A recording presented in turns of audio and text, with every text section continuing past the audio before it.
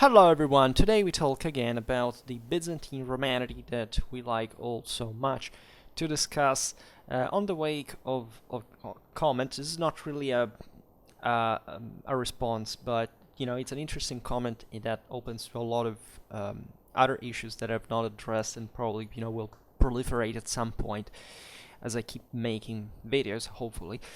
On the recent video that I made on how I'm quoting, how the Byzantines were Romans has become a nominalistic heresy devoid of historical scrupule, that you watched overwhelming. Like, I make videos on the what I think are some of the most, not because of my storytelling or anything, or because of the topic, right? The historical topics that I can cover, and there is an important support, but at the same time, this one about the Byzantines really exploded, right, at much larger, and that's part of the issue already, right, that I want to discuss, and that I have already addressed in all the 3 videos that I made already on the term Byzantine, and that at this point I plan also creating literally a playlist on, because it's a pivotal topic, right, for understanding, I think, most of the current issues, especially in the Western world, and solving them, right, because I believe that problems can't always be solved, that there is a sort of defeatism that is typical of, let's say, of any other culture but the Western one, and the fact that also in the West the same attitude has somewhat been creeping in since, I don't know, this may have been possibly from the Vietnam War or whatever, and the recent events seem to bring us to times that nobody had ever told us could happen, even though it's an illusion, really, because even the second half of the 20th century, even aside from the Vietnam War, had some very rough things. I guess that people changed, right? People changed, they became ever less morally resistant in general, and this does fit the pattern that I often address, and we will probably come back ever more often, especially starting probably from autumn. Like this summer I plan to go on with mostly the historical region series, some military stuff coming back on it at full regime, and also our kind of manualistic medieval history topics. But I really have in store a lot of stuff, especially about properly Western and Indo-European identity altogether, and what this means in our times, and why the simple solution to everything lays there, right? And it's really a simple solution, right? It doesn't mean it's easy, it means that it's simple. And this is really crucial for even just knowing what to do when setting objectives and knowing how to pursue them, and so on. So I will get back on these topics now in when we'll be in medias res, and in fact let's simply read this comment that, again, I'm not here to, I will be commenting it, but it's not a video response. This is comment essentially stemming from the side that is saying, okay, well, you have your reasons to loathe the term, especially East Roman, and to accept the conventional one of Byzantine, even knowing fully, as I always say in all my videos, that the Byzantines were Romans, and there is no doubt about this. And because, but, and this is the point, still there is a problem with this all, and I'll tell you my reasons why I think that there is this great issue with the Byzantine thing. And without further ado, let's read it first because it's interesting. He says, I think the whole rejection of the quote-unquote Byzantine terminology is the result of many, including me, being lied to about history. Now, this is really interesting. We were told the Roman Empire fell in 476, and that was that. Imagine those of us who loved the subject to be told the other half of the empire no longer will be considered Roman. It's only the West that uses that terminology because it clashes with the notion that Germany somehow held it, right? There are many other cultural reasons that I could recount, but the basic reason why this becomes an issue is that Western civilization, especially after 1054 and then the First Crusade, to see the Eastern Romans as anything but hedonistic, effeminate eunuchs that call themselves Christians. Now, I would say I totally get every one of these points, and I agree partially with them. But there is also a broader framework here that I think deserves being addressed in its entirety, because this is the whole open-hearted, the most sincere, I think, statement that I've ever heard from anyone talking about this issue from, in fact, an individual, a personal perspective. That is to say, this user not just tells us what he thinks about the thing, after having listened to my video, by the way, which was quite provocative in many ways, but tells us what he felt about that, right, and how the awareness of such topic got to him at some point, right? So, this is the first phrase struck me especially, right? I think the wall rejection of the Byzantine terminology is the result of many, including me, being lied to about history. Now, this is interesting because I don't.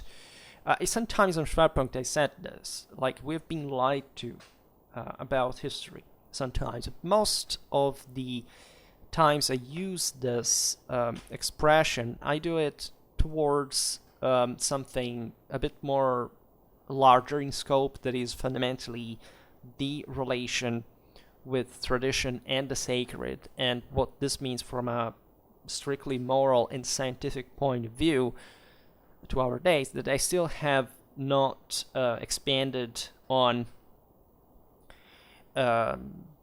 completely, and that's why at the beginning I was saying we will exactly come back on that, hopefully. By the way, I would like to add that there is a sub-comment to this one that says, education has, from another member, says, education has failed us, right? So there is this kind of, again, I can't call it defeatistic per se, but I will explain it why there is some note of defeatism, I think, about it as well, because it's an emotional thing, it's a moral thing, right? It does really stem from being in love with something, right? In fact, this is what the comment says. We were taught in the Roman Empire fell in 476, there was that. Imagine those of us who loved the subject, right? To be told the other half of the empire no longer will be considered Roman. So there's already too many things here I have to go in order. So the first point I actually want to make in this video is that, of course, this is this author's perception, right? I personally went through another idea, right? I also wasn't born taught, let's say, or educated. I went through the same path that presumably in the beginning was, at least, I don't know whether this person is a fellow colleague or whatever. It doesn't matter, really, because it's not even about this comment or this person, but it struck me as, if you want, and again, this is not a criticism or anything, but it's objectively said by the same comment, it's like the passivity, right? The reliance, if you want, the dependency on, right? I would add the superstition in a way, that the education, as also the second commentator said, somewhat represented for us, right? The idea that we are somewhat subjected, somebody told us, there is somebody above that tells us about history, and then suddenly we discover that it's not the case. This demiurgic idea is kind of dangerous, I would say. It's dangerous in the sense that it's real, right? It's not dangerous because it's thought like that by these people. It's dangerous because in their experience, it's exactly what they did. They entrusted their faith almost in such, because when you love something or someone, you really, right, you really care at the point that you would do anything to know better, to, to be sure, etc. So given that the author says, I love Roman history, and we've been told that simply by somebody that this stops in 476, and so that the others were not Romans. The point is, yes, you loved the topic, but why did you specifically believe this? Here, there's no temporal lapse explicitated. Like, it doesn't say, I've been told this when I was, say, 12, 16, 18, whatever, and then I discovered at 20 or whenever that this was not the case, right? Doesn't even explain how this actually happened, and this is not even important. I guess that the entire point of what I was saying, also I was talking about also in the other bit, is that what I'm mostly annoyed by is not even the East Roman terminology as opposed to Byzantine, when propagated as the correct one, while the East Romans just never existed, identitarily speaking. They were just Romans, right? It's not, the problem is not that, because also in history books you find, the Romans of the East, the Eastern Romans, it's normal, right? But at least nobody tries to dispatch you that for the official titling, as it's happening instead in popular culture, and that's what I was criticizing essentially in that video. What kind of annoys me is the mythology that still revolves around the Byzantine Empire, right? A bit in the same way that happened for the Vikings, right? First, they were loathed, they were demonized, whatever. Then they passed to be the complete opposite. They were the best thing ever. They were better than everybody. Everything was so cool. And the point is, it wouldn't be, that I talk about everything here on Schwerpunkt, and I always tell you the story for what it. I try to make, at least I try to tell you the story for what it is, and I try even to bring out always the positive of each civilization, right? I don't make videos by saying, I don't know, I dislike this country, I dislike this people, whatever. I can make some considerations about whether they succeeded, they failed, or whatever. But generally speaking, if I talk about the Vikings or the Byzantines or the Umayyads or the Franks, I always tell you the story in a sense of let's try to appreciate first of all what they actually were, and secondly in the sense for what they achieved from that standpoint, which I think is mostly what history is about, right? At least in a practical sense. Then one can build up a sounder theory just to make some broader points. And that I do believe in things like cultural superiority and inferiority, because I'm not a moral relativist, I'm not an hypocrite, and I also my military bias brings me always to evaluate without too many, let's say, diversions, what is actually an accomplishment, a success, if you want, or a failure, because one can and must understand the subjective meaning of victory and defeat, but at the same time cannot, also entrench himself in simply saying, well, it really depends all the time, and the ideas that were at the core at some point that had made a country of people, an empire great at some point finished, and this might have been simply an adaptation to a new situation, but at the same time doesn't mean that this was necessarily we shouldn't evaluate it in positive, negative ways, because reality does go better or worse, right? And one can make it a matter of subjective standards, but this pertains mostly to how the moral side of the story reacts to it, whereas there are some conditions that cannot really be denied as being better or worse than others, right? And especially from a civilizational point of view, this is crucial. So in a way, my greatest complaint about this, let's say, devoid of criterion kind of Byzantine magnification without eventually any kind of substance. So again, just like the ones who pretend to tell you that the actual name of the Byzantines was East Romans, where they were never called Romans, right? And they complained because, that was their real name. They don't even know that. So what the hell do they know about Byzantine history in the first place? Is exactly the way we have thought,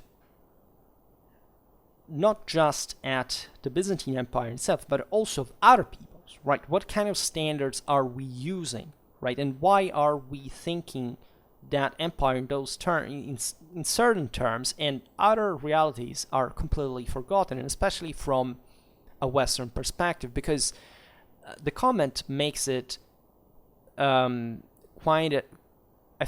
concrete. I don't know where the author of this post comes from. It would be interesting. I don't know the reference. I can't tell the name now. There is. I would presume at the beginning he was a Westerner himself. Then maybe I'm wrong, but I think so. And it says it's only the West that uses that terminology, right? And he connects that because it clashes with the notion that Germany somehow held that right. Okay, that's another issue now.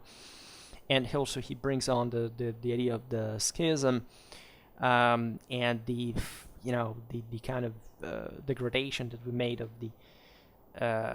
the Byzantines in this sense. And I do perceive that the comment is not really a fan of the term Byzantine anyway, because he calls them East Romans anyway. That's not an issue.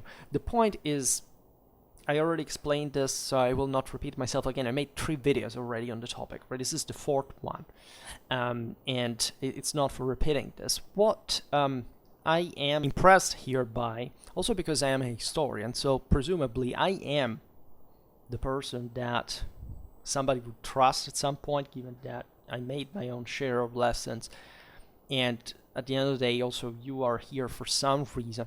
I imagine you want to know my opinion, at least. Dependently, from whether you agree or disagree with it. But it's exactly, again, the relation towards this point of reference that makes me wonder. Because I've personally never thought that I was lied to in history, right? Unless we talk about the aforementioned topic that is so big that it's not even a matter of lying to someone. There is something about Marxism taking over the Western humanistic academies in the second half of the 20th century, surely engineering a cultural iconoclasm and erasure, let's say, and destruction of an enormous amount of academic past that is still there in the libraries and is still, you can easily buy these books, etc. But it's been removed, right, to favor, materialistic, deterministic, and relativistic view of history and of the world entirely, because that's a specific Marxist target that is properly annihilating humanity as a concept. And this is being the only reason why I use the term lied to, because I have seen there an active purpose of doing that. But more broadly, right, what I'm talking about when I refer to tradition, the necessity of the sacred, etc., it's something that goes much beyond that, right? And that we were already told by people that existed. Let's say, we can't even say before communism, because communism always existed, right? It wasn't invented in the 19th century. And it's, in this sense, exactly in a universal paradigm of full humanity versus, in fact, as opposed to this complete denial and absence, rather, of humanity in the communistic concept, that because of the collectivistic, statalistic, and all other, let's say we're talking about nationalism, socialism, it's also about, of course, atheism properly in the dogmatic form. It's been a consequence of this broader amnesia that we've had towards what the world was before. And I'm not referring to like reading a history book and knowing that that the world before existed. Here we're talking about a narrative of how to interpret the history of mankind. It has been objectively removed. It was initially forgotten and gradually diluted to the point of non-recognition, and to the point that really we have the information, we have the knowledge at hand, but even some of the alleged greatest thinkers or people that had a great popular impact, etc., that actually searched this purpose, this meaning, this broader universal values, still fail to see, because probably it's also dangerous to unlock those ideas, to bring them back. And in part, this active effort to properly erase it, to cancel it, right? That the left altogether, I can't even say the radical left, because once you talk about left, that's the only purpose the left has, right? So the radical left does it perhaps even in a more scientific way, but I doubt that. You see, the main problem is that we arrive to the point that not even the left knows anymore, right? Because that awareness has been eliminated into this broader flattening that is the communistic humanity denial, and that had been predicted by all traditional cultures all over the world in the same identical way, right? This is no conspiracy, it's no, fiction. It's like, we will make videos about this. I mean, it's the history of those, it's the mythology of those people, it's the religions of those people, quite explicit myths and knowledge and tradition and culture. And again, we still live with branches of that, surviving in our world, but they're so confused by all the rest that fundamentally there is no other. It gets diluted. It's becoming virtually insignificant. And I think that this idea of history being, somebody lying to you, right? Being there, a higher authority fundamentally decides what to tell you, so that you have at some point to rebel because you think you have been kept in the darkness, while the light was out of the cave. It is frankly, speaking exactly of this position we are in, right? I don't know, this may depend wildly on the individual, I guess. I have always been very confident, museologically speaking. Since I was a child, I've always believed that I could find answers by myself, that I would go past the authority, whichever authority it was. It could be my parents, could be school, can be anyone, because I wanted to find out the damn thing myself, because I was habituated to make sense of things. Right, and the problem is that I never felt that somebody was lying to me. I was always thinking that the person above, let's say, was too ignorant to know. Right, this is the attitude, and believe me, I got myself, almost got myself seriously in trouble multiple times because of this, because I defied authority.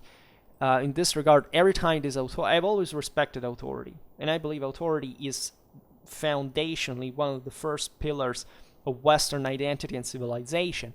But exactly for this, when I say that authority is not capable, when you do meet those leftistic teachers or professors, or maybe just, ignorant people that do not know what they're saying, my first instinct is to point that out and saying, look, this is not true, right? And I can be very straightforward, too much, right? Because I have the default, especially when I get annoyed by this, to always speak my mind exactly the way I want. And so and the point is that I was right, and I was right because, again, I'd never let myself being fooled by anyone.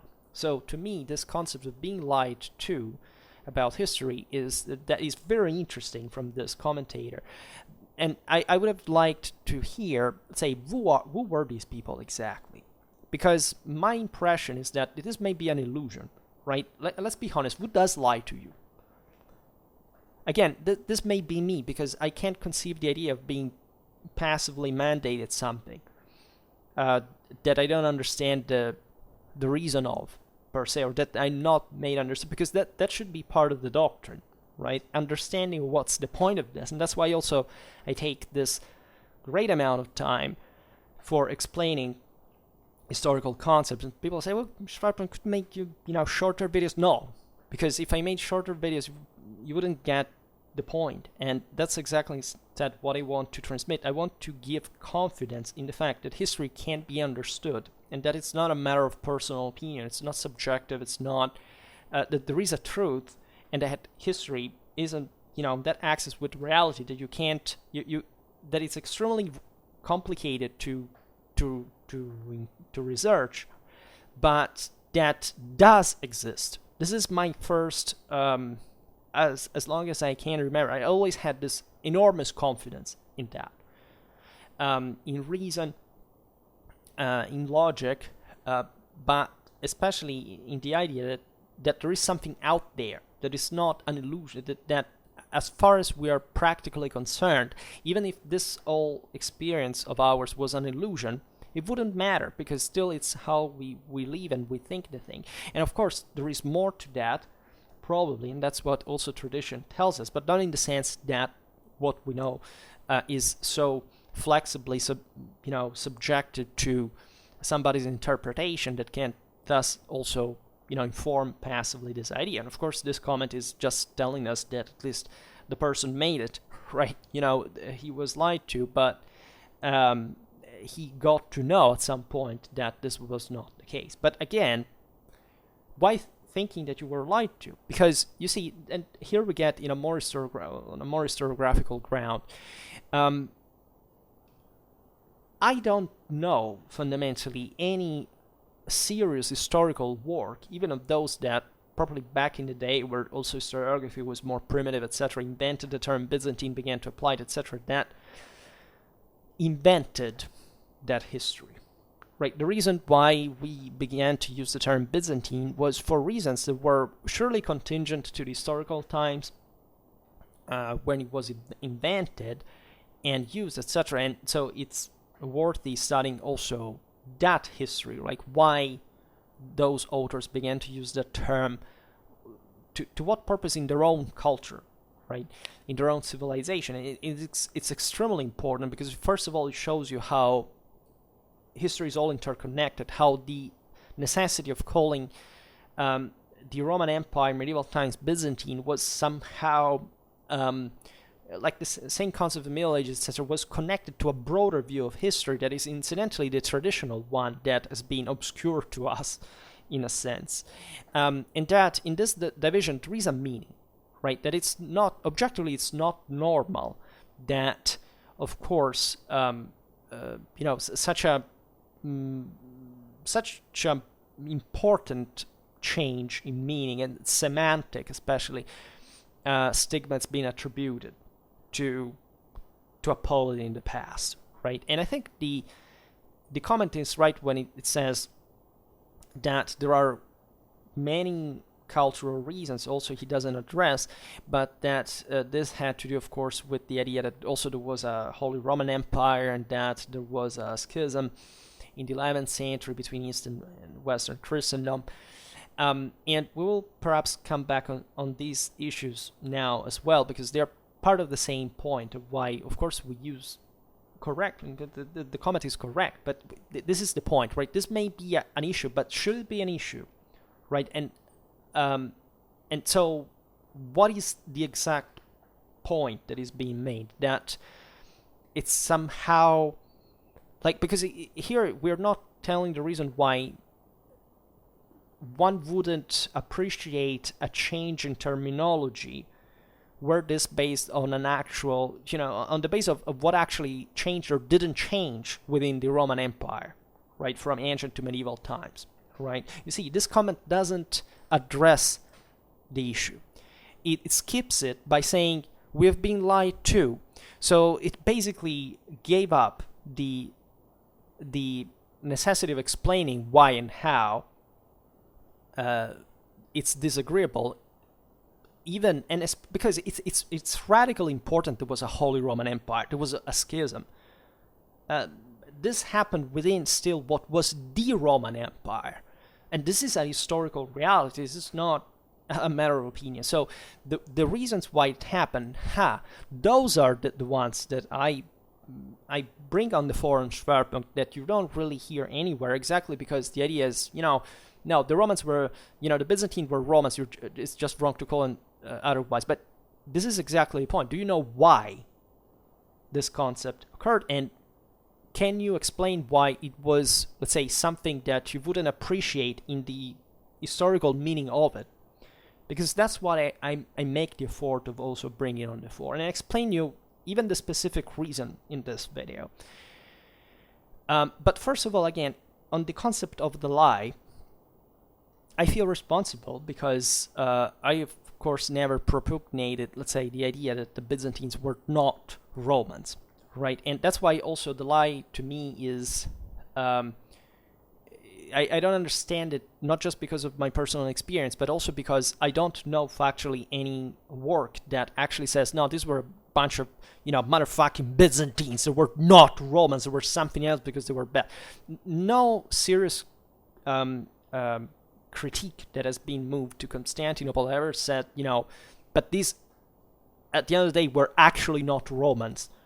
They were actual Byzantines, because it's obviously a nickname that we attributed to them, right? And the problem with people that kept repeating it is not much the fact that there was a historian who wrote about that. It's that they didn't read actually even what that historian wrote, because, again, nobody reads. It's like pick Gibbon, right? And that still, said a lot of interesting things, and back in a time where, of course, that today we say, that's not serious historiography. But if you read these works, starting from the 18th, the 19th century also, at times in which we say, well, the current historiographical criteria are not fitting because they're just not accurate, it's not correct, but, in which term? Like, it's just a minor adjustment in the broader, in comparison to the whole body of the work, or is something more deep? Because I personally don't know, for example, any person who has done, of course, the work that, a Gibbon could have done,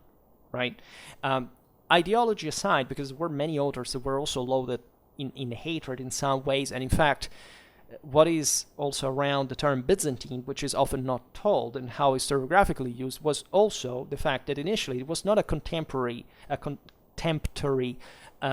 term towards Constantinople. It was actually a contemptory concept against the Roman Catholicism, because Protestant historiography began to appreciate more the fact that this kind of primitivism of the Byzantine church, as opposed to what the popes did in the West. And this is a concept that has been spread mostly, again, in a Protestant environment that, in a way, has also, if you've been lied to about the term Byzantine, you want to know how much you've been lied to. Well, I don't know, again, where this person comes from, but it's something that, again, I've never listened to any video about that.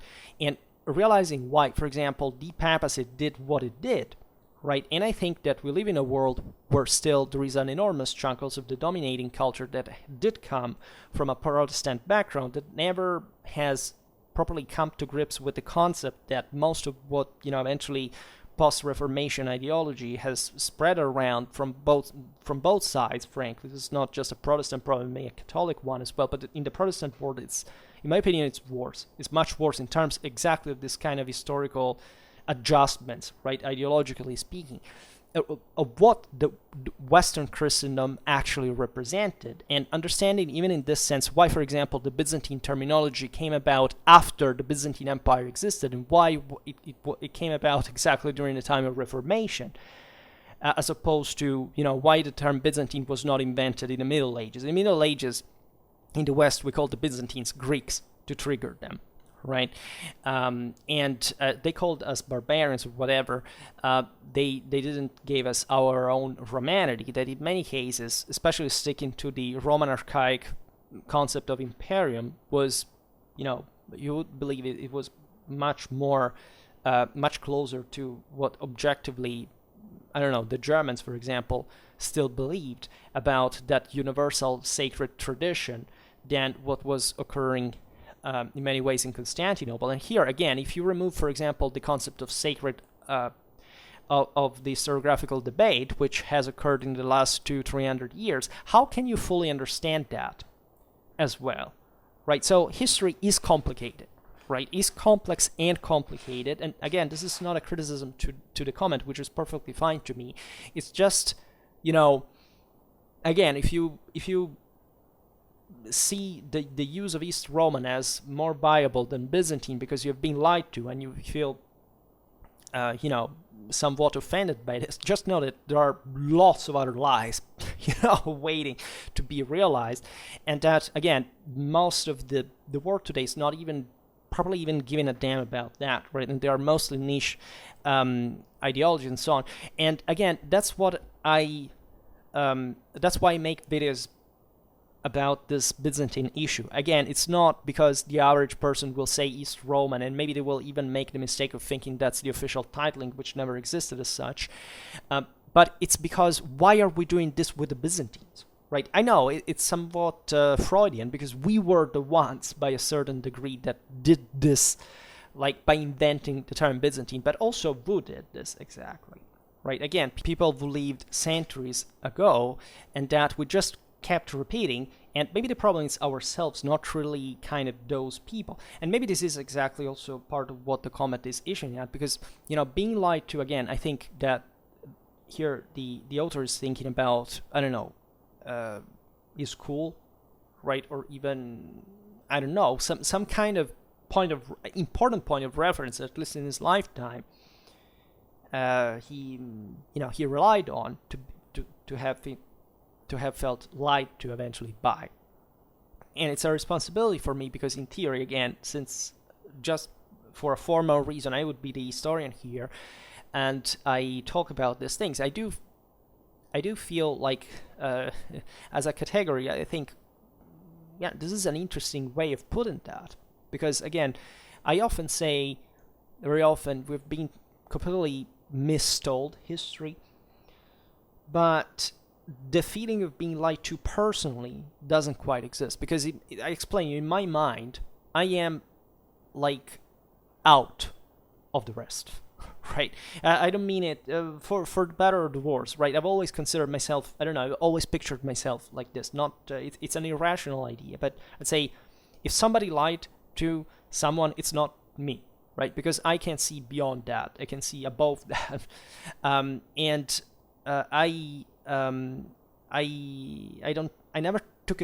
never taken it personally, right, as a point. So that's why I vow, for the first time in my life, I rationalized by reading this comment that there are people who feel this kind of revanchism because they felt lied to, right? Here also the other guy, education has failed us.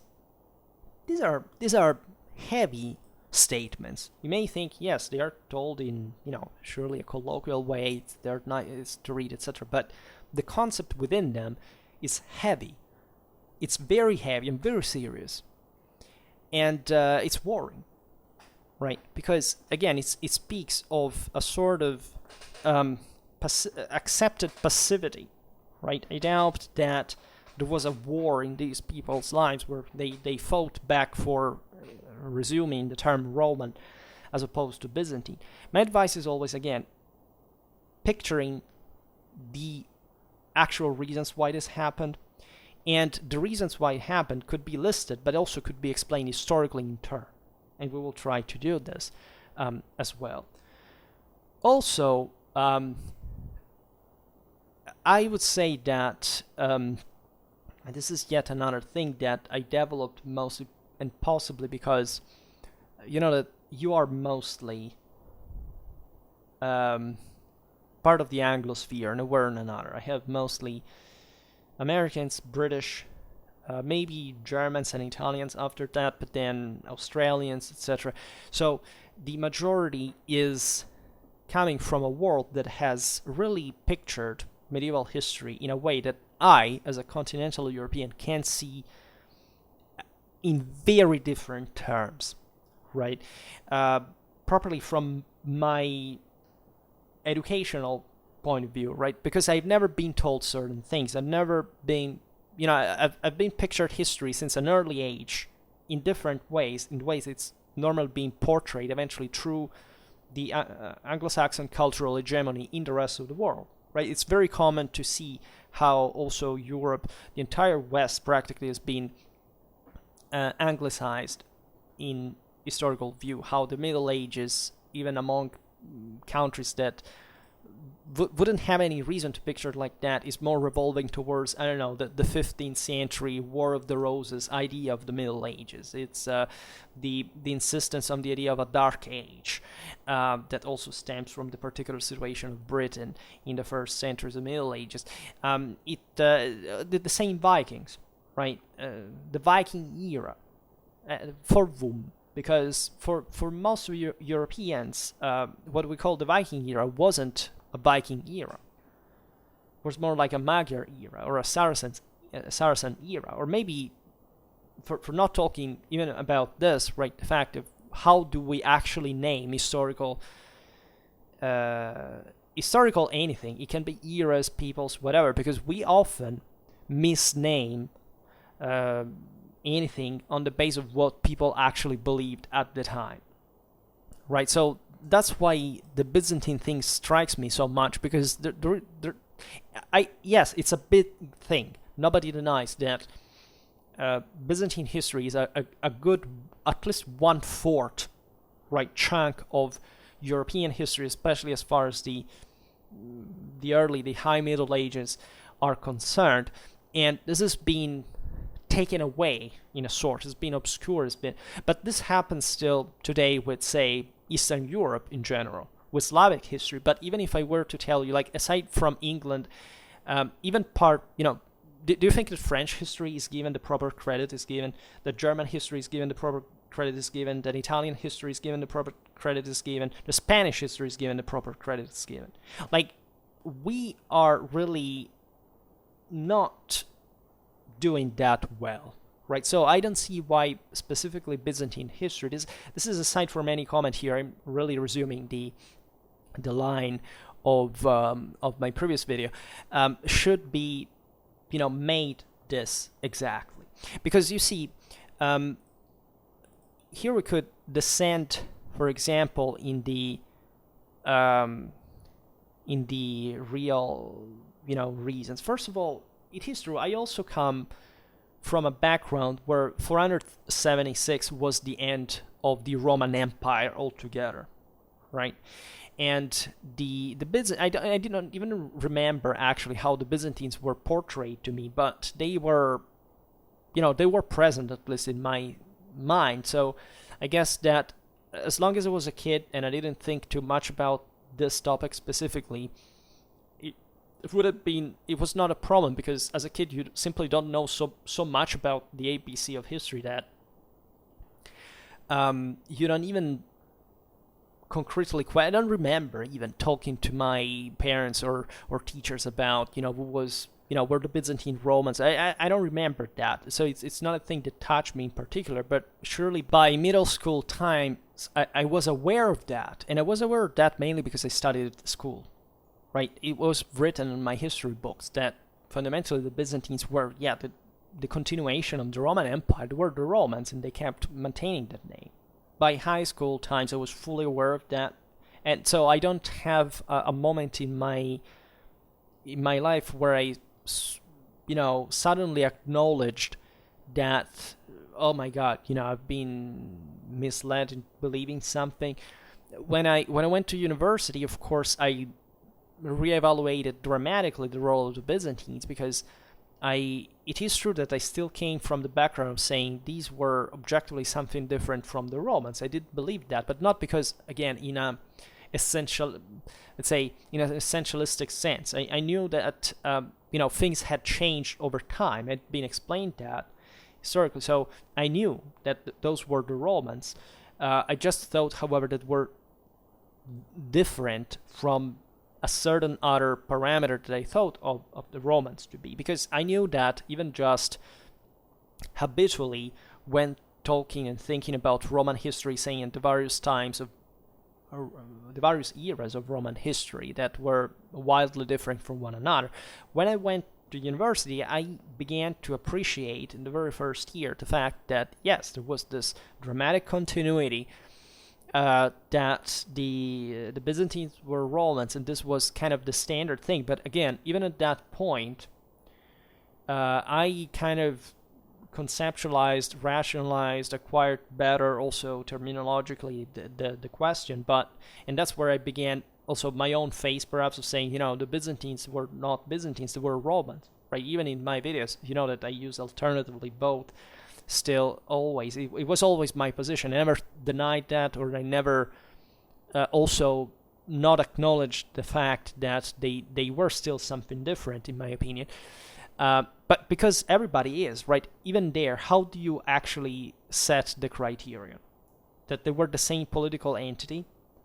Because political entities also change in kind of ways that are obviously also connected sometimes even to the titling. They are connected to, because even the official titles of the Roman Empire changed over time. They changed many times in Byzantine times. They were always revolving around the Romanity, the empire, but the semantics is different because, for example, Imperium is not Basileia, it's not Res Publica. So what is, things changed considerably for them to realize that, right? And aside from that,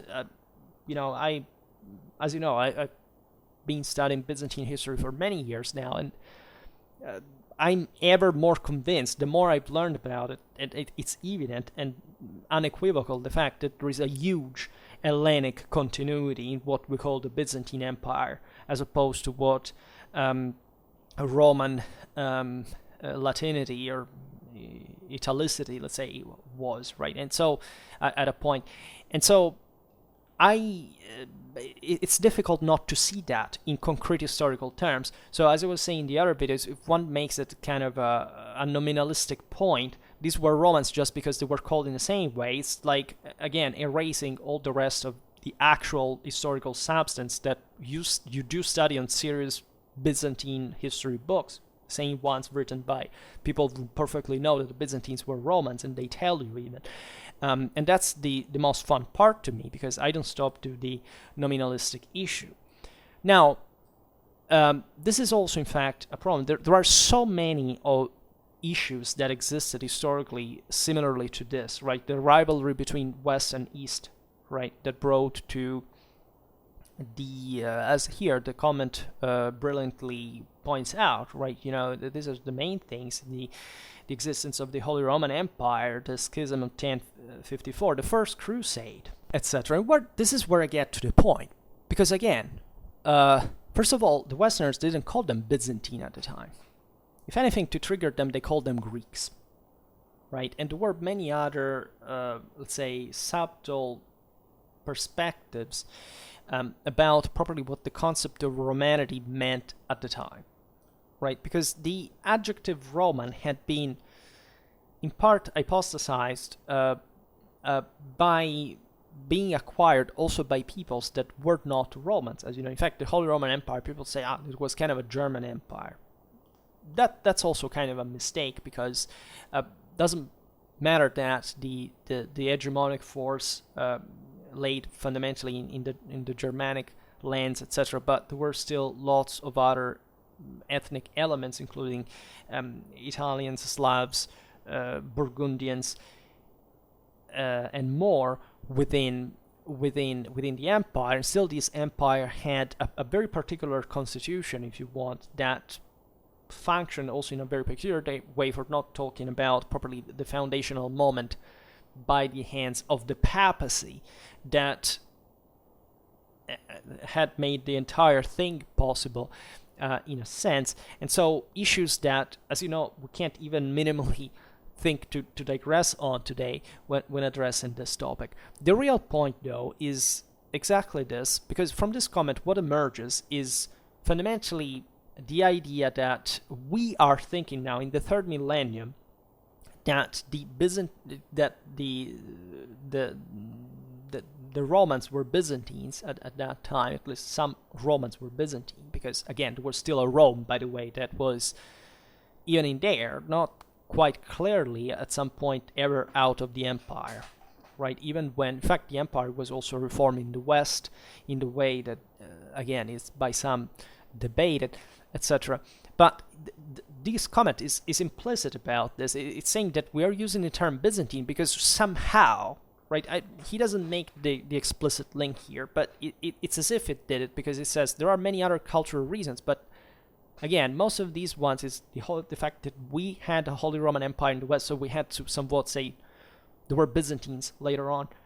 By the way, modern times, where the Byzantines didn't even exist anymore.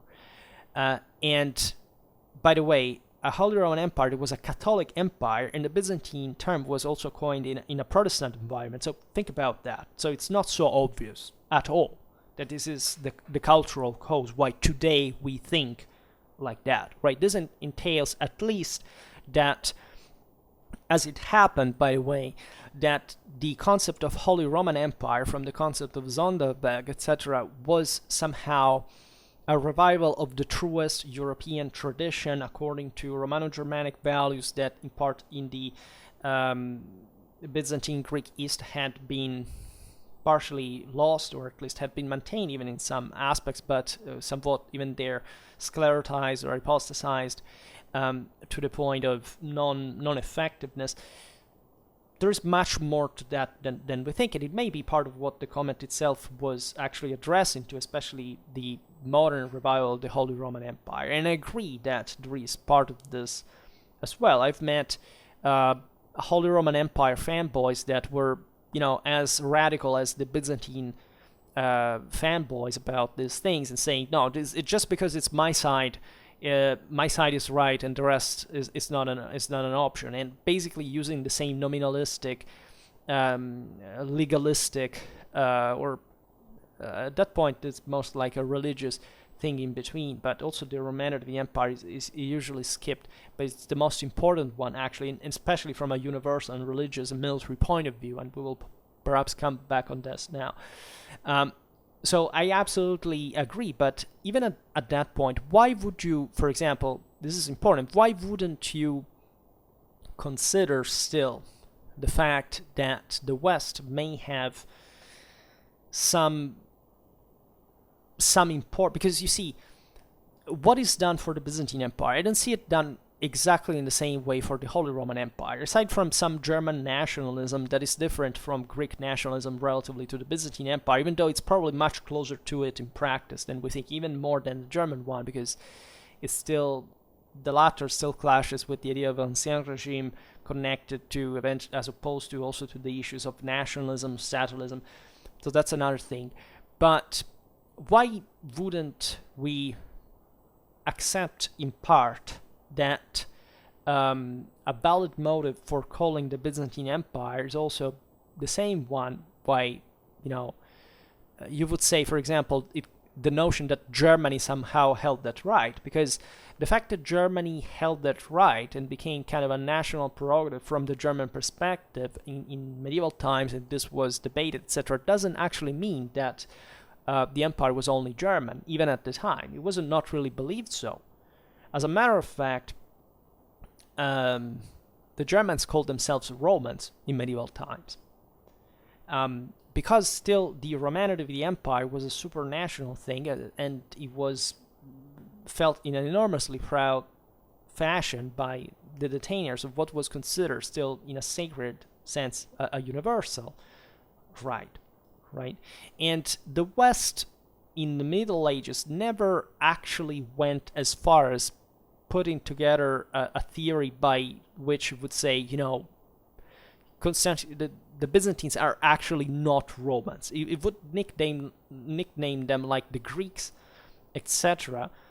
And that may have been closer to reality, again, as from a cultural point of view, also because there was famously enough, in Byzantine literature, history, and especially in high medieval times, late medieval times, kind of a further Hellenization, right? Hellenic, sometimes you find on Byzantine history introduction says was used as a synonym of pagan and therefore as an insult, but in actual fact, it was a Greek empire. There is no doubt even there about the same way you could say the Holy Roman Empire was somewhat German by approximation. Okay, also the Byzantine Empire was not only Greek at all, but the dominant culture and the dominant identity, also how it had been shaped, in a sense ex novo and artificially, since Constantinian times that provided with, for example, very different models of merit and selection, and that were very different from the ones of the older Roman tradition, and were much easily cheaper, telling the truth, than the ones that still existed in the western half of the empire, do point at that direction. That even just culturally speaking, some views of power were importantly modified over time. The same Christendom was very different before 1054 between East and West, and it's something I've been making recently lots of videos on, and that we will deepen as an understanding, and that we often overlook in this sense. Here the comment is interesting because it says it's only the West that uses the Byzantine terminology. Well, of course it does, because it's the fruit of a historical consequence, or historical reaction to also to an incredible belittlement that the Byzantines were doing of the Westerners, right? And that objectively is a bit hurtful when you look still today, I can assure you, because I feel that, especially when you look exactly at the traditional meaning of what the empire had been, in that the Byzantines, in a sense, betrayed in a, again, legalistic sense that wasn't quite what the older concept of imperium was, a universal one, really was believed. That is to say, you can't own the imperium just because you are what exactly, right? That's a problem there to define the ecumenic nature of the empire. If the Carolingians managed to put together a hell of an empire in the West, and they have the papal blessing, and they own the imperium unequivocally by traditional standards, because they are the ones who rule, they are Christians, and that was the major feature, by the way, that of Byzantine identity, right? Christianity. It was not even about the Romanity of it. I mean, Romanity and Christianity could not be separated at all. The question is, with which, on the base of which right could they claim, in theory, that, say, the Carolingian Empire was just to be yet the next Roman subject at the end of the day? It's true that an ecumenic empire aims at that by default. So the Byzantines were just doing, again, was normal from a Roman point of view. But at the same time, there was a real imperium held somewhere else by same Christians that very often were much more Christian in terms, if one looks at all the heresies that the Constantinopolitan court bought while Western Christendom was fighting ferociously back because of them, and they were right in doing this. So the question is, where does that Romanity exactly begin and stop? Because it's the Romanity we're talking about here. We're not talking about the state that continued into something, because the state also was not quite conceived in the way we conceive today. There was no state. There was a real empire, which is, again, not a form of state like we would think in 19th century Victorian terms, which is what we think empires categorically in our minds today. No, the empire is literally the God-given faculty to rule on the world on behalf of God, which is, a little bit of, something you want to think about if you are an empire that claims, superiority, and thinks, by the way, according to the universal tradition, that power will, let's say, power is lost when those who own it are not worthy maintaining it, right? So if you have an Umayyad empire that stretches from the Atlantic to India, for example, and your empire has lost half of its territory, it basically just stretches across the Balkans and the Anatolian Peninsula, you may want to consider that something went wrong along the way, and that there is something seriously wrong, right? It is not just objectively the ultimate fate of mankind, because the world is meant to decline, both in the pagan and Christian tradition. But if at the same time you have the same Rome to which you attach essentially your own title, and you think it's the holy city where Saint Peter and Saint Paul would found the church, right, par excellence, right, as a see wanted by Christ himself. The question is, and you recognize that, by the way, right, and Rome is still the holiest city in the world after Jerusalem in practice, and even there you could actually wonder how much East and West ever reconciled themselves about that specific topic. Not that could not be claimed by the same papacy that Jerusalem objectively is meant to be the heavenly one. The question is where did things go wrong, right? Exactly, because again, Jerusalem may speak for the Christian part, in part, because also Rome does, by the way, right? And the same reason why Constantine wrote, the Tombs of the Apostles in Constantinople, because Byzantium had no apostolic, legacy whatsoever, and so that was engineered in a way. And secondly, what about the Romanity?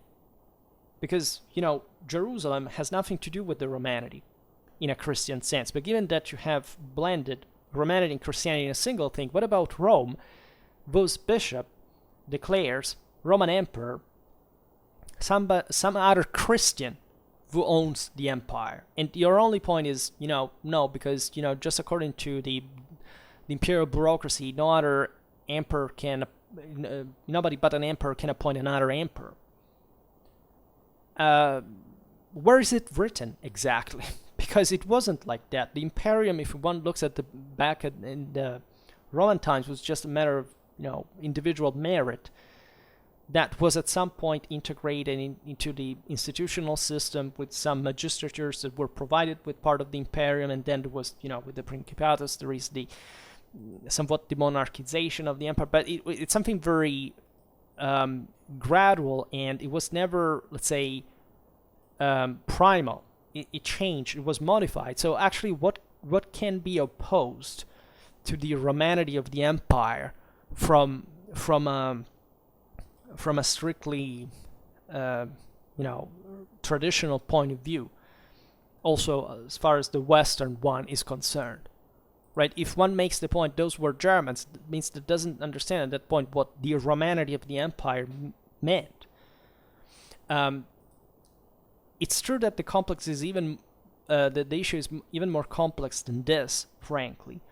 And I say frankly, maybe exactly this, thinking about Charlemagne in this regard, but because of course the Westerners pursued the full legalistic confirmation as Romans, trying to marry constantly Byzantine princesses, etc., because they knew what could derive from that. But it's as if they had been buying the legalism as well, and not looking at what the empire fundamentally should be.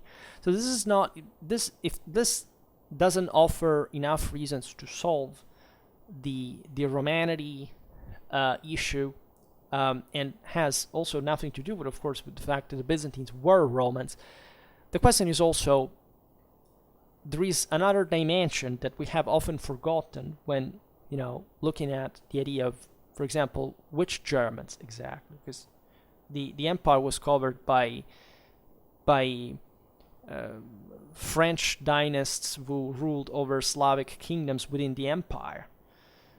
Kings of the Romans at some point were some Spanish, were some English. There were some Italic princes who were crowned Holy Roman emperors. So it's not just Germany. Germany, even there, it's just a convention that eventually was sedimented for reasons that were also accepted and made the empire going on for quite a long time. But you see, everybody says, "Oh wow, the Byzantine Empire, now we should revere it because it's so big and cool." And there is all this mythology revolving around that. The Holy Roman Empire, some do, especially some Middle Europeans that are quite nostalgic about, especially the Habsburgic empires, etc. They used to do that, but you don't find a widespread, like, the same kind of, at the end of the day, a video gaming, internet, forums culture about the Byzantines, right? Saying, oh wow, oh my god, the Holy Roman Empire would give my entire life. You see, even in this context, it says, it clashes with the notion that Germany somehow held that right. It's a completely different tone. It's a completely different perception. And oddly enough, it's a perception that still belittles the Western accomplishments that do not seem to have been much less than the ones of the East in practical terms. Not just because the Byzantine Empire objectively was ruling over, at the end of the day, at some point it re-expanded importantly, was really a big thing, but for also great parts of its history was somewhat, compressed, and it didn't last all in the best shape for all the allegedly 1,000 years in which, in theory, should have not even existed, because when do we make the Byzantine Empire start? With Constantine, there was no such thing like a Byzantine Empire in Constantinian times. Not even his Eastern Alf or something, was just a unique empire, right? We want to speak from Theodosius' times. Even in there are pretty heavy blows that the empire took, and there is all internal transformation. There is all, let's say, something that if you look at the West, just because there was formally no Western Empire, but you realize what, say, other powers, that some of which would be also the ones claiming the imperial crown and getting it from the Roman Pope, would achieve. It's not that few. And I like to make videos explaining, right, look at what the Latin-German war did in early, high, and late medieval times. If we are in awe for the Byzantine Empire, why aren't we exactly in awe towards Western civilization? And I think here, we'll say it at the end now better, I think there is some kind of self-sabotaging from side of Western civilization, especially at this point, because everybody would be proud of the accomplishments of, let's say, we've seen what the Carolingians were able to leave in terms of homogenization of literary models, of monastic organization, of this dialogue between the empire and the papacy. There is a deeper traditional meaning in that as well, right? It's the idea of the northern, virile, Uranic, Apollonian conquer that manages to be mitigated by the southern kind of tonic, Dionysian in part, not really, but say mostly, because also the Roman Church adopted dramatically in the West more than in the East in the longer run, this sublimation of the, what was the Indo-European tradition of, of lordship, of power, of virility, etc. But we know also banally from neuropsychology that we need that antagonism, that we need that internal conflict, that to evolve, to develop, to regulate itself, which is exactly, for example, what Constantinople lacked, right? And when we talk about the Christianization of the Roman Empire and the Christian Middle Ages, I don't hear anyone on the internet making a point for how Western Christendom, for example, was able to take on itself a massive amount of civilizational legacy from Roman times and rebuild the same empire through, cooperation among the Westerners and creating something that doesn't matter how apparently fragmented, but went on as basically what skyrocketed in the modern contemporary era as Western civilization as we know it, with the massive accomplishments that had never been seen in the history of mankind. And this aspect gets down to us, gets down to our Europe, it gets down to the, what has been the British Empire and still the UK today. It gets down to what the United States of America have been. It gets down to lots of things that in the West, right? And so we're not talking about the Byzantine world and its successors, even as Russia, etc. We're talking about something that was like, wow, and that we are, for reasons that are very serious and that do concern with that loss of traditional understanding, is that we are ignoring or neglecting, always thinking the Dark Age. What I get impressed by is how the Byzantine kind of interest revival in popular culture goes in parallel, not with saying, the Middle Ages altogether. Let's have a fair, objective, kind of balanced view about the fact that the Middle Ages were very cool, and we should know a radical amount of enormous stuff, because it's like one of the greatest things ever, and still people, do not have a really good understanding of none of this, nor even they consider the Middle Ages in positive terms, and consequently, let's look at the world picture. No, this revival goes in parallel with what, at the end of the day? It's basically kind of a video game-based idea of Byzantines associated with what seems like the rough, still ethno-tribally primitive northeastern Europe, with the Varangians, the things, and the biggest accomplishments that were being carried out already in the same time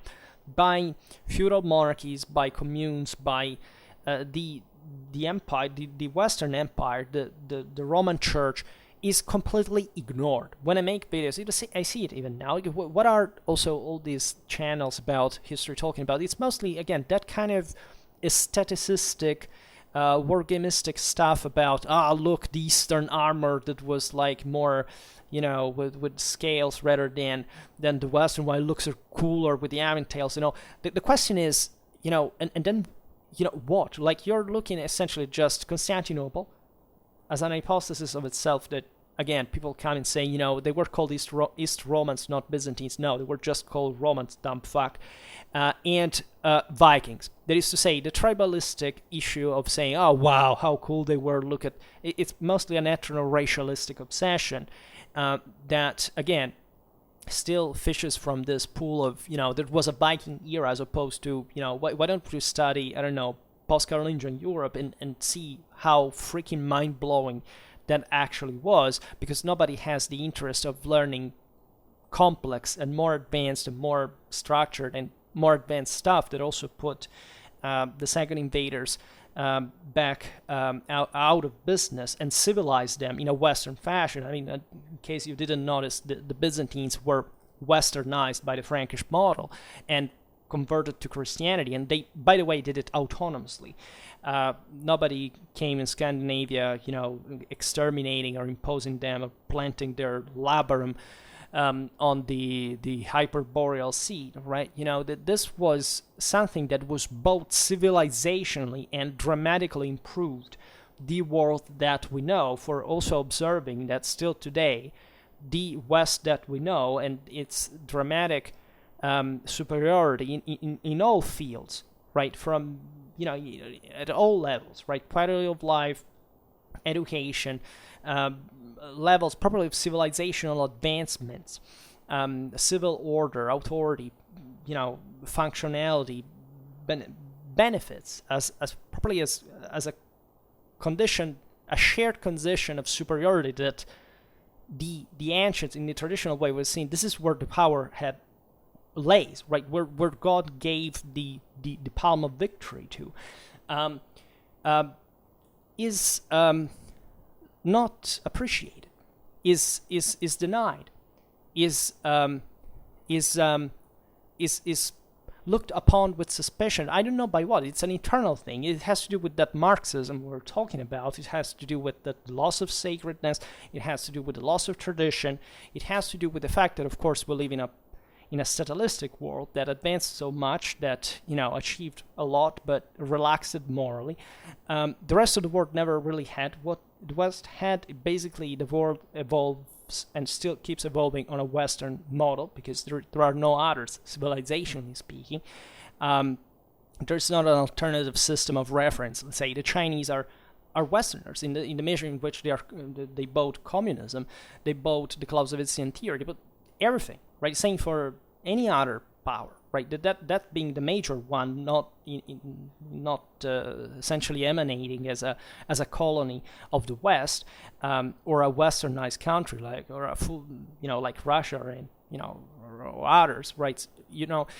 And this is all forgotten, right? This is like, we don't care. It happened in the Middle Ages. We have an oceanic historiography providing you endless tons of evidence of massive macroscopic evidential reality of the fact that everything was born there and that exploded. And do you hear anyone saying, oh wow, the Kingdom of France, what a great thing it was, I want to make everything about this, I want to read, to know, to get in the precise details of what this reality was, it was so great and fantastic.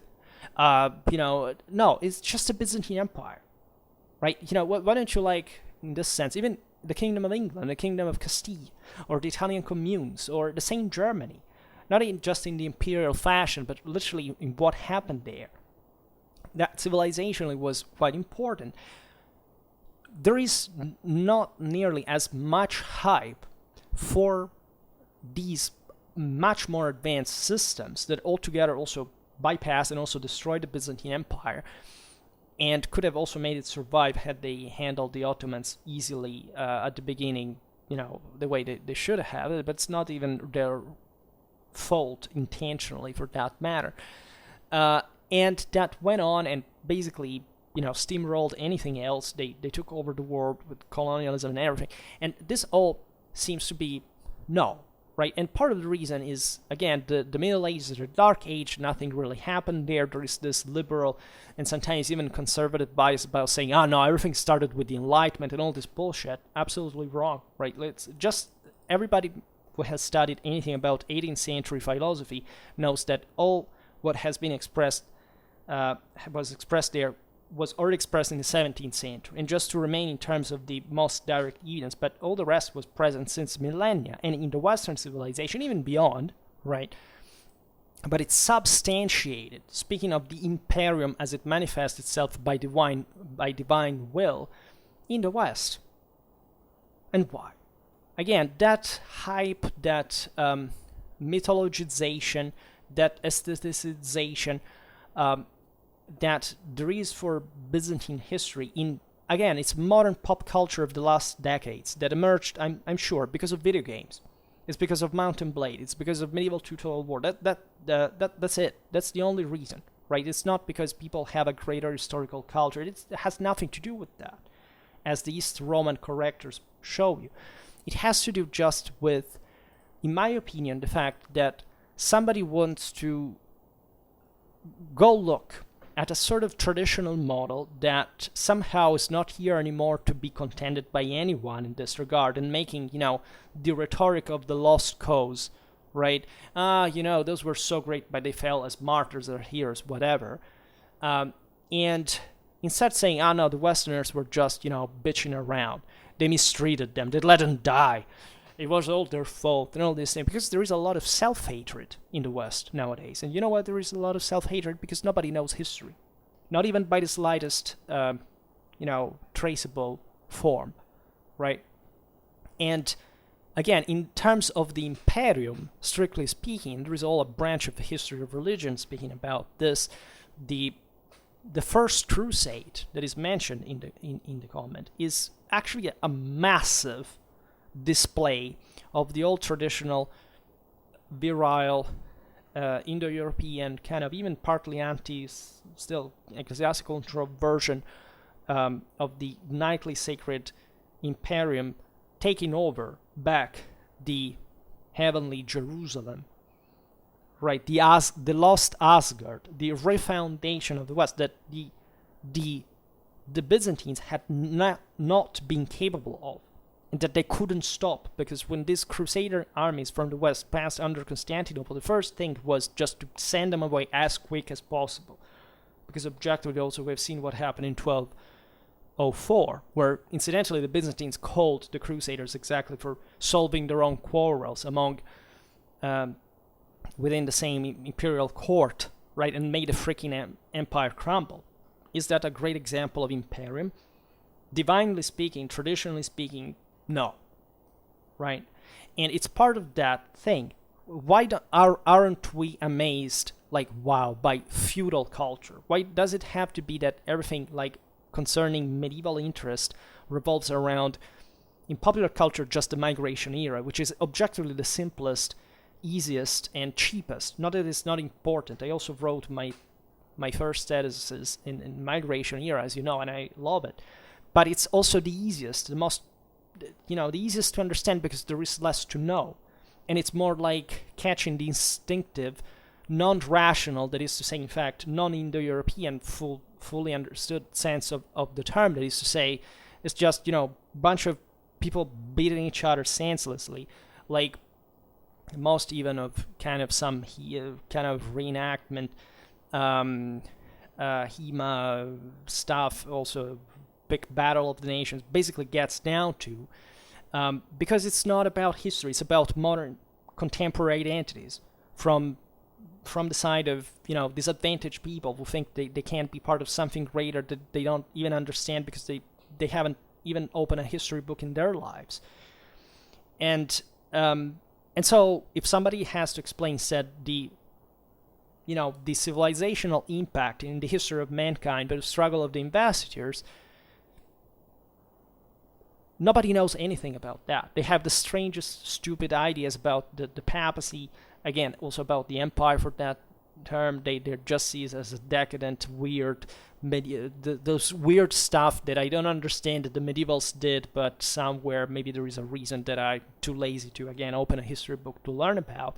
But no, let's make it Vikings. Yeah, let's smash with double-handed axes because they look cool. That's it, right?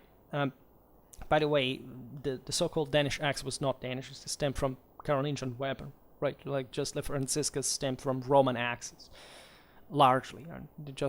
And again, the Varangians were much more than the half-chewed and spit version of whatever the average modern think the Vikings were today, right?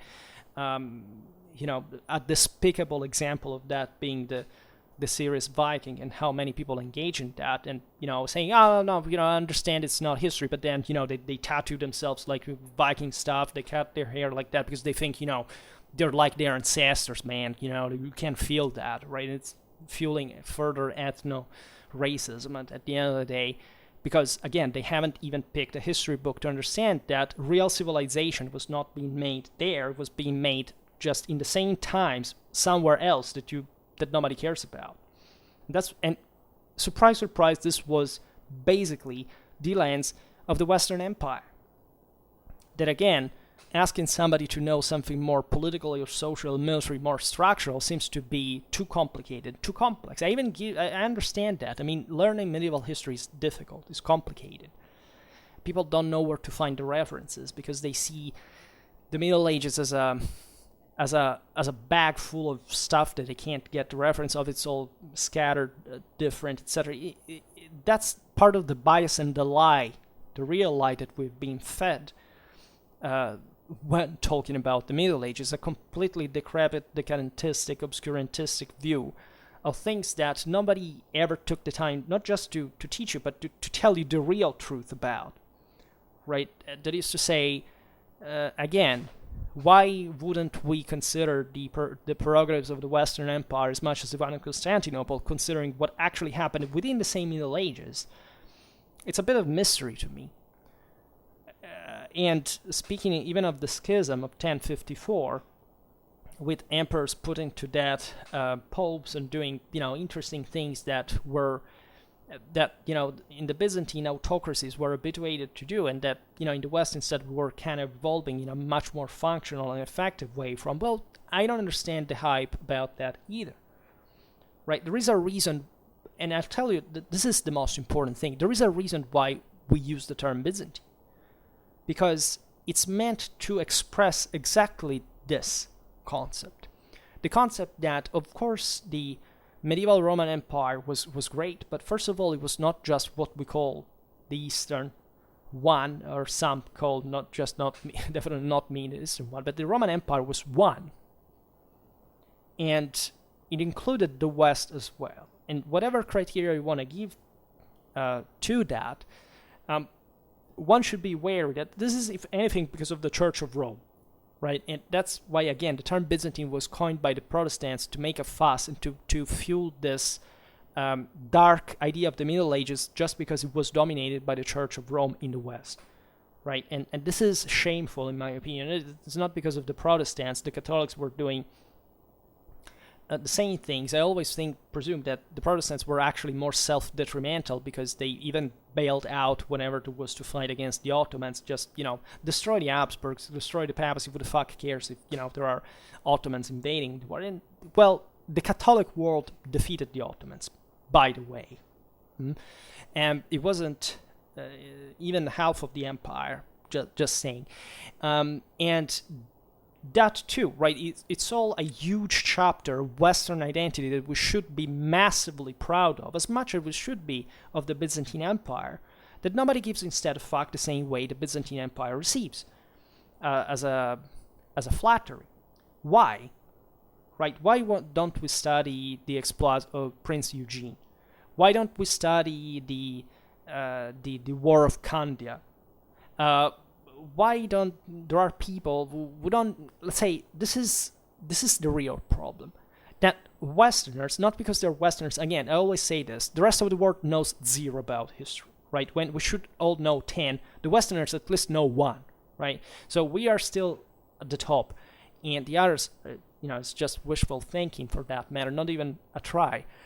But in the West, we know 1 of the 10 that we would like know on average. Right, so we cannot complain of the fact that we feel lied to when our entire culture doesn't do a shit to know anything by themselves, which is what, by the way, the detainers of the Imperium thought was the sole criterion of world domination by personal merit. Right, just saying what it means to be able to assess the value of an empire, not in, again, the materialistic terms that both left and right basically have both in after just 200-300 years from now. Those were the ancient values that we don't even make the minimal effort to use as a discriminant to evaluate anything in the past or in the present for that matter, because they are still entirely valid. It's just we have completely forgotten them. So you see where I get with this concept, that if you ask me, as a Westerner, I may be partisan because, again, I will pass down as the one who will hate the Byzantines, but it's absolutely not true. I say it every time at university I could choose an exam, a free exam, or had some choice, etc. I would always choose Byzantine history because I love it. Hell, I love it. I like it. I buy the whole thing, but at the same time, I cannot, cover my eyes and pretend not to see what eventually happened. That all the, let's say here, the comment says that the Eastern Romance says anything. The Western civilization would consider the Eastern Romans anything but hedonistic, effeminate eunuchs. They call themselves Christians. Honestly, I personally never met someone who believed this. Right? Any person, every book that I've ever read, even the detractors of the empire, those who were not even touching lightly, never thought like that the Byzantine Empire was just that. Right, this is a stereotype that most came about by atheistic standards during the Enlightenment.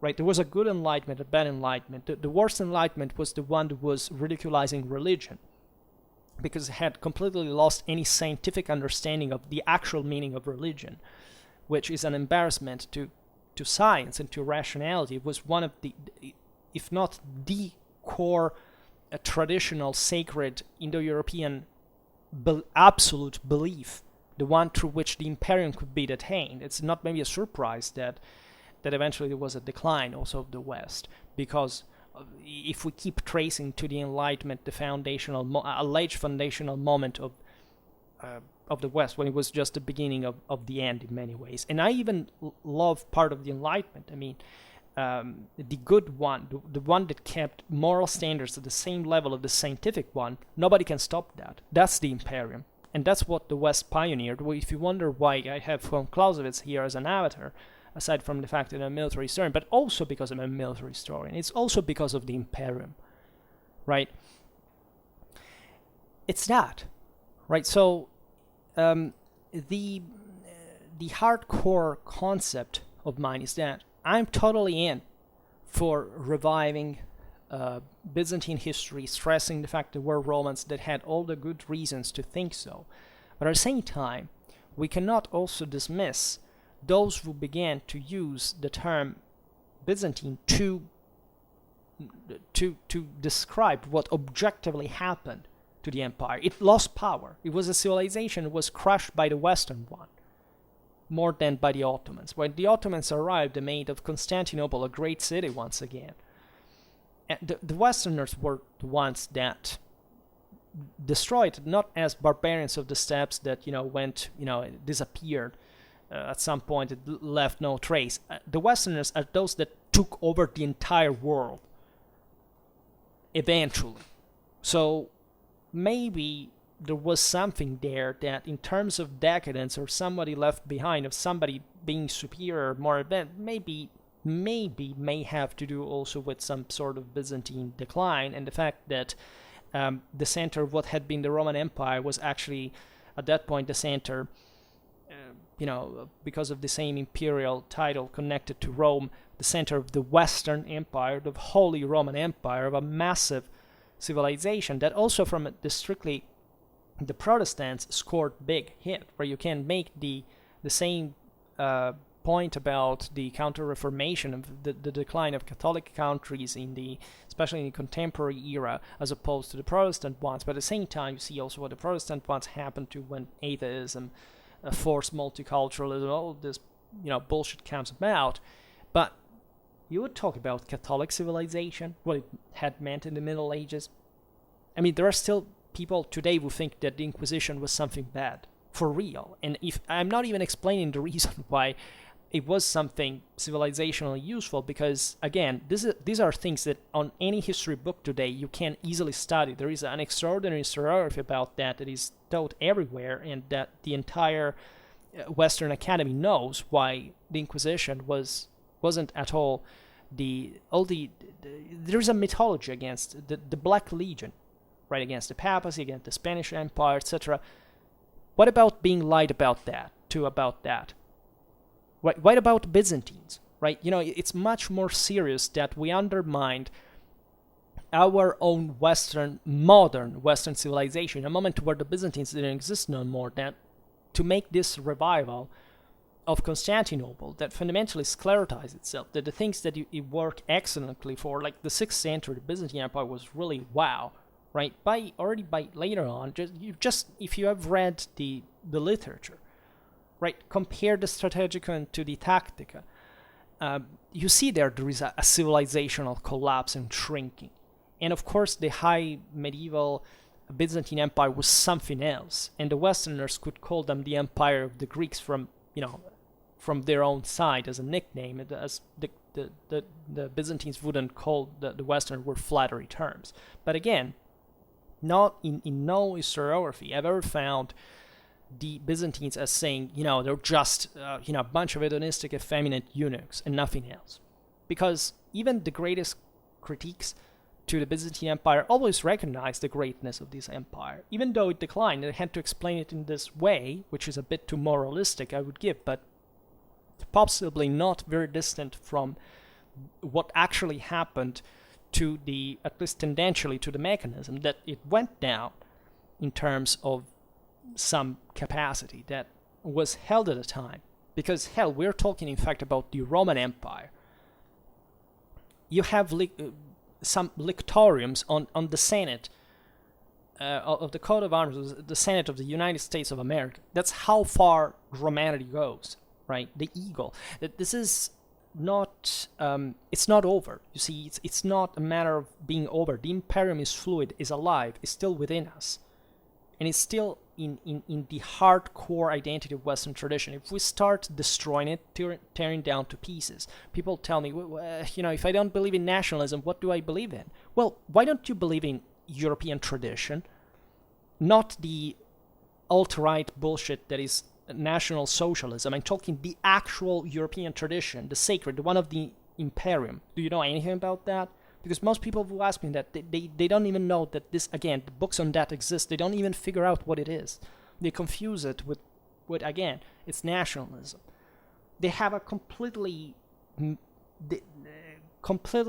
unbalanced political, moral, scientific, cultural compass. They have forgotten completely what, say, people in the Middle Ages believed by default everywhere.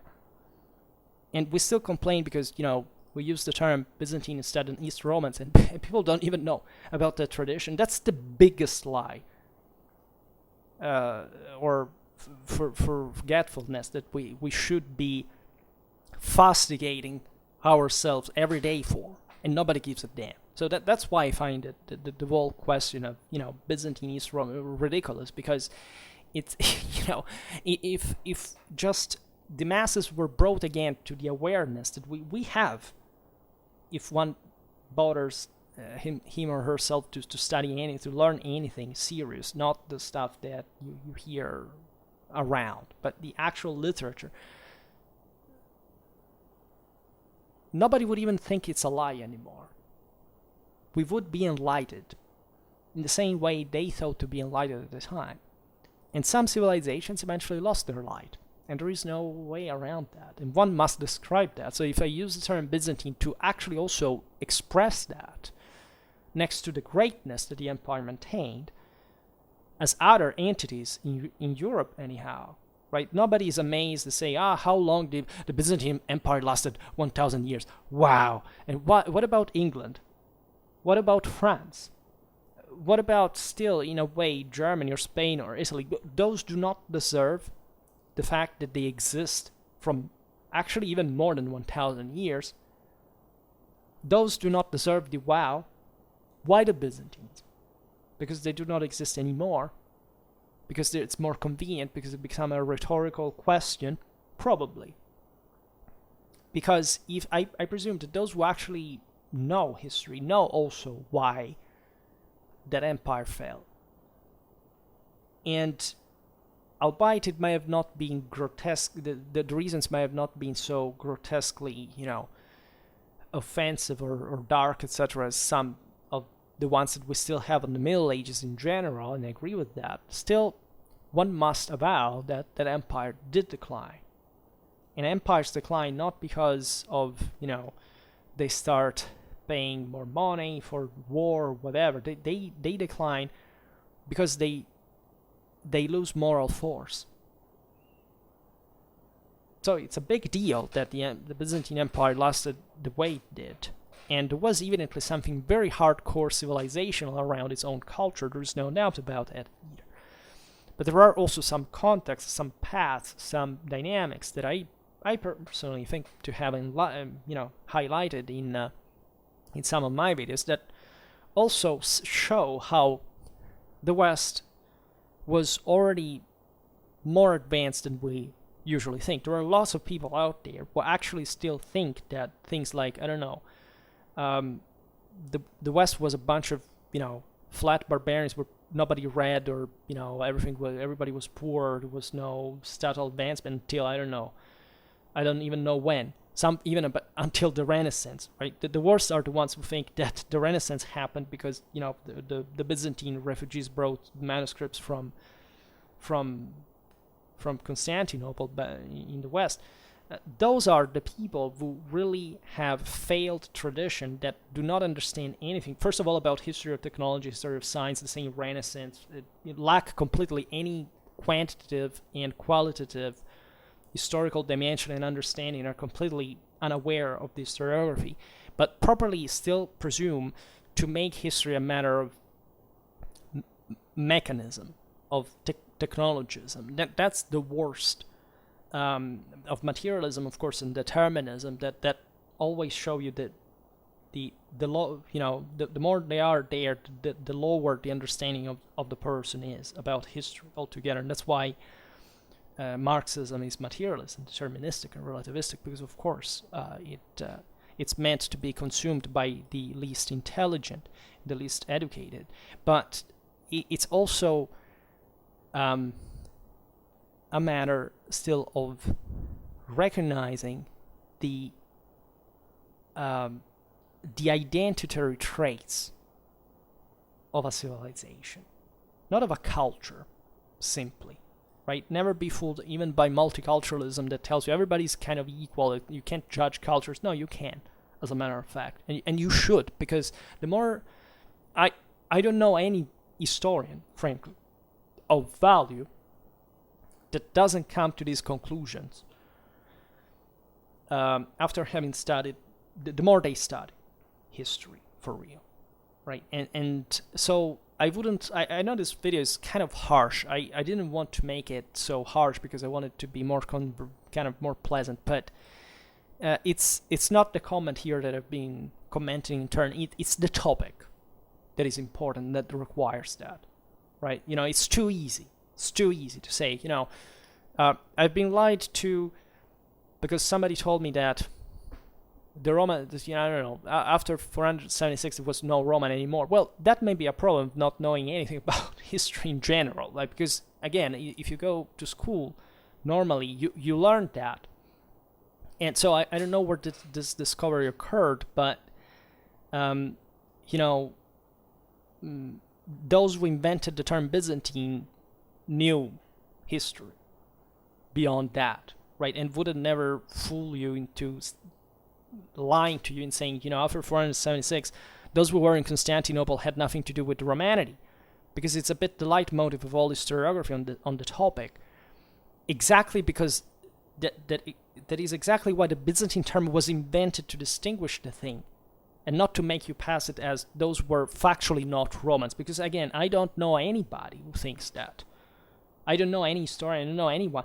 As I was saying in the other video, I don't know any person who actually believes that the Byzantines called themselves Byzantines. I mean, I'm sure that there is some dumbass out there that thinks that, but I've never met them. And I've met instead the worst possible amount of garbage about anything, about history, that frankly does stem also from lies that are constantly repeated, and I think are much worse than this one, right? And again, I don't think that it's that much of a deal where compared to all the things that we have done to the Western Middle Ages, and there the lies are really enormous.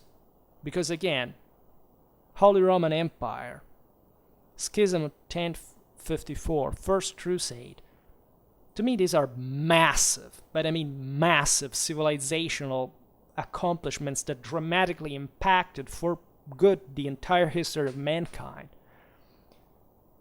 because they propelled the West to unachieved civilizational peaks that simply also came to be surpassed over and over and over and over again in the following centuries. And already at that point, having left behind Constantinople and the Islamic world, right? It was gradual, so you can't say as much as what, but you see, in terms properly of a united civilization, even if you don't see it in a single state, and that was also a great part of Western civilizational power, objectively is not to be found anywhere else, right? You can't look at China, that was the largest military power, for example, in the world until the 18th century, before the end of the 7 Years' War. After that, Britain takes off.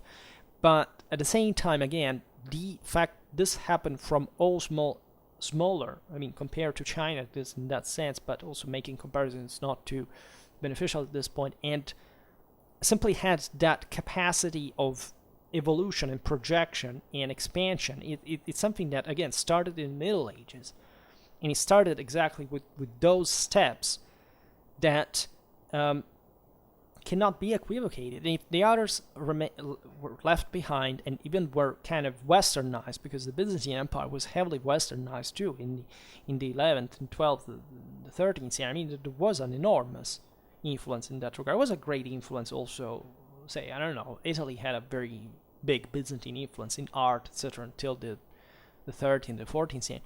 But it could reach those because it was already advanced by itself.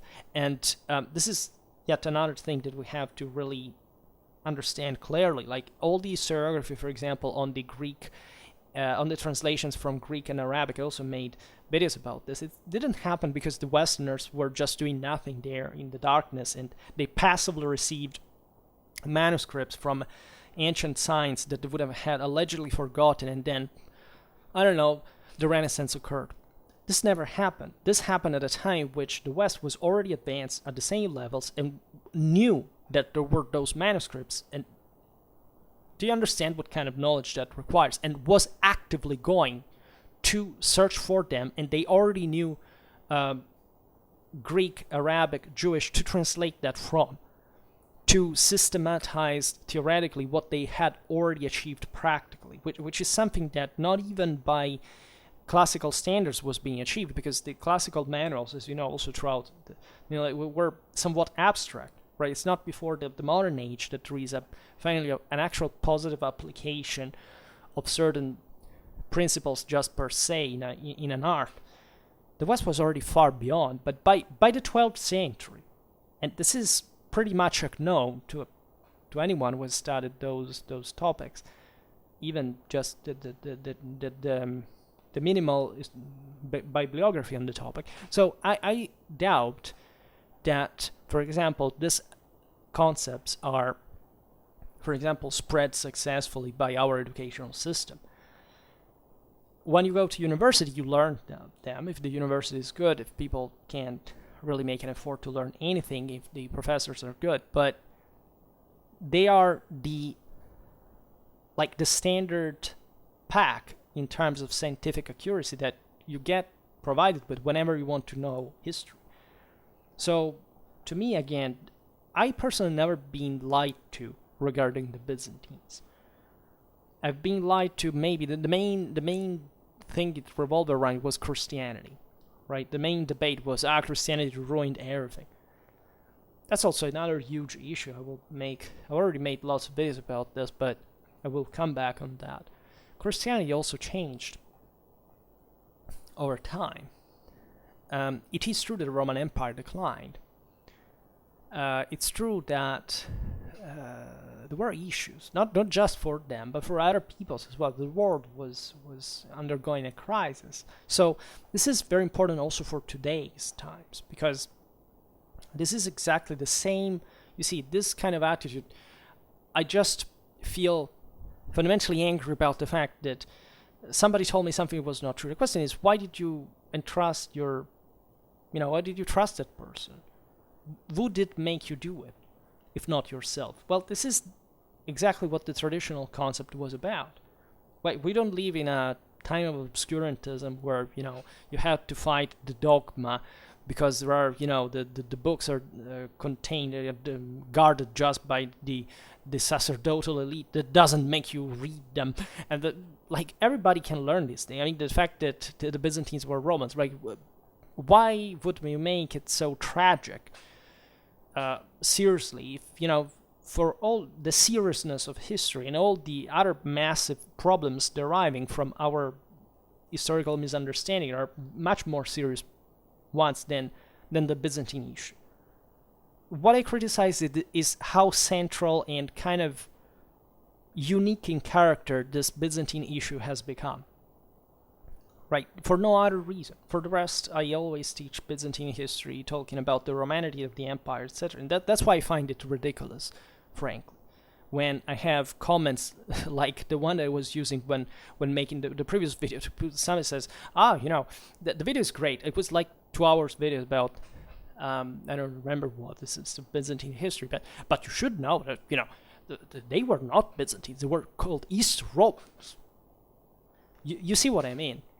This means that the average person has basically dumped down to a level of complete, again, this is a nominalistic heresy. This is a great part of the same problem that, where they said that the mob of Constantinople was just concerned about the sex of angels, all the theological disputes, while for holding the empire together, much else was needed. Right, and the empire at that time had the means of making it use, because the people were dumbing down, though. And on the longer run, they became just subjects, or they already were practically. And that civilization sclerotized. What I see today is exactly the same thing. Essentially talking about the sex of angels while ignoring the most hardcore historical issues that required, that degree of superiority and complexity and civilizational capacity that somebody once had, and this somebody would be ourselves until, say, 3 generations ago, and that, nobody even realizes. So I don't want to end like Constantinople, if you ask me, right? That oath that I would like that exists for Constantinople, I would like to see it for 2,000 years, for example, of papal history. I would like to hear it for the same millennium of Holy Roman Empire. I would like to hear it for the accomplishments of a united Europe in post-Carolingian times, in the hardest of times. I would like to hear it for the revival of the traditional culture in Romano-Germanic times. I would like to hear it also for modern Europe. I would like also to hear it for colonialism, frankly. I would like to hear it for things that, again, somebody has passively, has brought to passively believe, right? Just because, I don't know, you have heard that other people have, I'm talking about colonialism specifically now, has told you all around, we should be proud of the British Empire. We should be proud of the French Empire. We should be proud of the Spanish Empire. Not because we should be proud of, I don't know, senseless massacres of civilians or anything, but because we should see, for example, how much other peoples were differing from that at the time, and how much instead these powers differed in terms of actual capacity and actual civilizational boosting for the world empire. That's something I would like to talk about. So when our civilization stops talking about these things, it means that our civilization is dying. And I don't want to let it happen. So that's why I will always propugnate this issue of the Romanity of the Byzantines, because from that you can carve out the single most important, by the standards that are used, you see, the most important civilizational advice and example, and even doctrine that you can imagine. So again, I hope to come back soon on the civilizational issue there, because the one especially of tradition, European tradition, that I haven't really found anywhere styled out in the proper sense, because mostly just like digging into Indo-European stuff is alt-right, ethno-racialistic, and national socialistic, actually, delirium, right? It has nothing to do with what was needed at the time, with the way superpersonal, much greater superpersonal effort you had to take to distinguish yourself from a complete communist, which national socialism is simply the first step, and actually very close one to communism directly. And for today, however, I stop it here. I just hope that you enjoyed this video. If you did, please share it. Otherwise, leave a like or subscribe to my channel if you're interested in my upcoming content. And for now, I thank you heartily for listening to me. I wish you a nice time and see you next time. Bye.